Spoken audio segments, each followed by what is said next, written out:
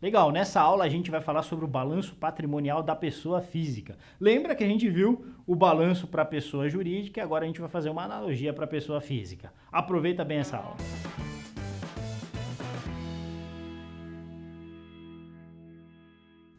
Eu não sei se você está lembrado, mas olha só, no balanço patrimonial a gente tira uma foto da situação patrimonial de uma empresa em determinado momento ou agora de uma família em determinado instante. Então, do lado esquerdo a gente coloca o ativo ou os investimentos daquela família e do lado direito a gente vai colocar os financiamentos ou o passivo daquela família. Muito bom. Então, olha só, do lado esquerdo a gente vai colocar em ordem decrescente de liquidez, ou seja, a gente coloca primeiro aqueles investimentos que têm maior liquidez. Então, eu vou chamar lá de caixa e investimentos de alta liquidez. Então, são tanto aquele dinheiro corrente que está no dia a dia da família, está lá na conta corrente, né? Está em casa, guardado de alguma forma, mas também aqueles investimentos em, por exemplo, fundo DI, tesouro direto, CDB com liquidez, são aqueles investimentos que conseguem ser resgatados do dia para a noite, em D0, em D mais 1, D mais 2, no máximo, alguma coisa nesse sentido. Então a gente está falando de investimentos de alta liquidez. Depois a gente tem aqueles investimentos de longo prazo. Os investimentos de longo prazo normalmente dão uma taxa de retorno superior, mas eles têm um problema de liquidez, então você não consegue resgatar do dia para a noite. Então uma LCI, uma LCA, muitas vezes um fundo multimercado e assim por diante. E a gente tem também os bens pessoais, e esses têm menor liquidez ainda. Então, por exemplo, um apartamento, né?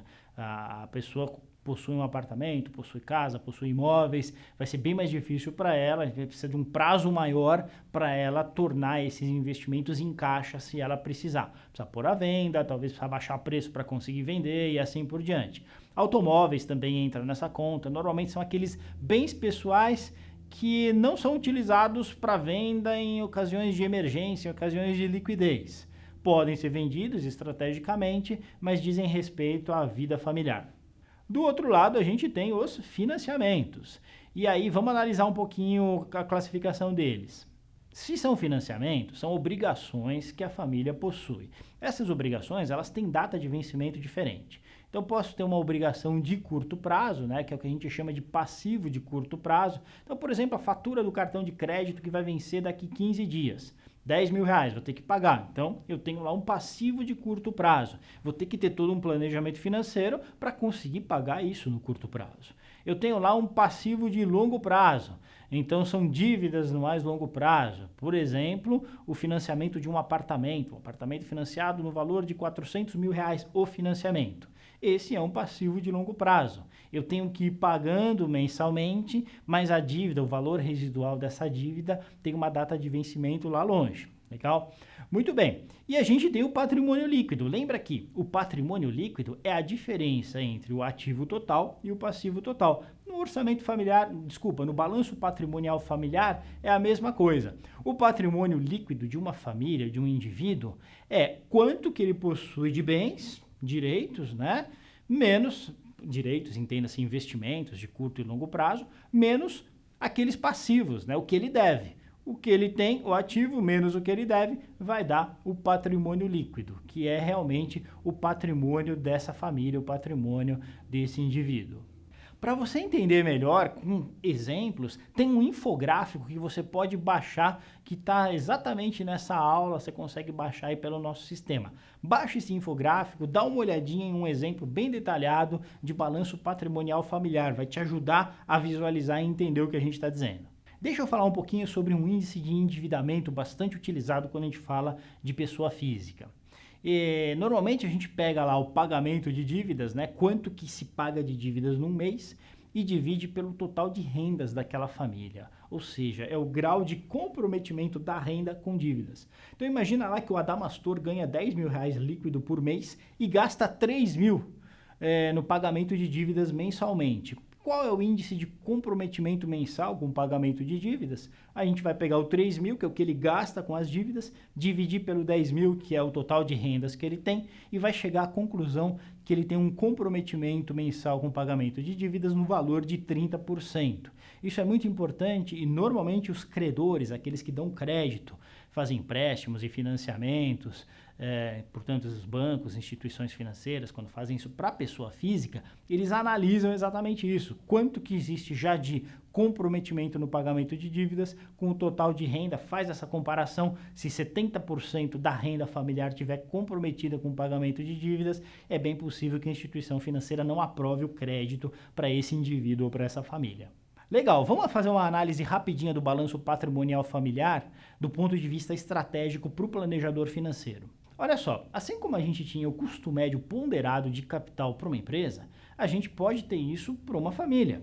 E o objetivo de um planejador financeiro é maximizar o lado esquerdo do balanço, ou seja, a taxa de retorno em cima dos investimentos familiares, e minimizar o lado direito, ou seja, minimizar o custo médio ponderado de capital dessa família, ou seja, minimizar o custo da dívida que essa família possui. Então, olhando para o lado esquerdo, o planejador financeiro ele deve buscar um equilíbrio no qual ele consiga indicar boas rentabilidades para essa família, adequadas ao perfil de risco familiar e, ao mesmo tempo, que guardem uma porção de liquidez que seja capaz de fazer frente às necessidades de liquidez que essa família tem ao longo do tempo. Já do lado direito, a conta vai ser no sentido de tornar a dívida o mais barata possível. E aí tem um ponto muito importante, a gente vai falar mais disso na próxima aula, quando falar sobre empréstimos, mas normalmente, deixa eu já adiantar um pouquinho, normalmente as dívidas mais baratas são aquelas que têm uma garantia real, são aquelas que o banco consegue ter uma garantia de pagamento em relação àquela dívida. Então, normalmente essas dívidas são mais de longo prazo, não pelo prazo que a dívida fica mais barata, porque uma dívida de longo prazo ela tenderia a ser mais cara que uma dívida de curto prazo. Contudo, ela acaba sendo mais barata porque normalmente existe uma garantia envolvida. Então, por exemplo, se você pegar o financiamento de um imóvel, existe uma garantia lá envolvida que é o imóvel. Então, se a família, se o indivíduo se tornar inadimplente, o banco consegue ir lá, a empresa hipotecária, né, normalmente na figura de um banco, consegue ir lá e reaver o seu bem como garantia, que é exatamente aquele imóvel. Por isso, o risco que a instituição financeira corre é menor e, portanto, a taxa que ela cobra nesse financiamento é uma taxa menor do que a taxa que normalmente você tem no cheque especial, no cartão de crédito e assim por diante. Mas isso é assunto para a nossa próxima aula. O papel do planejador financeiro é justamente achar um equilíbrio no qual ele busque maximizar a taxa de retorno dos ativos daquela família e minimizar o custo médio ponderado de capital dessa mesma família. Obrigado pela sua atenção, fica com a gente continua falando sobre isso nas próximas 2 aulas. Valeu!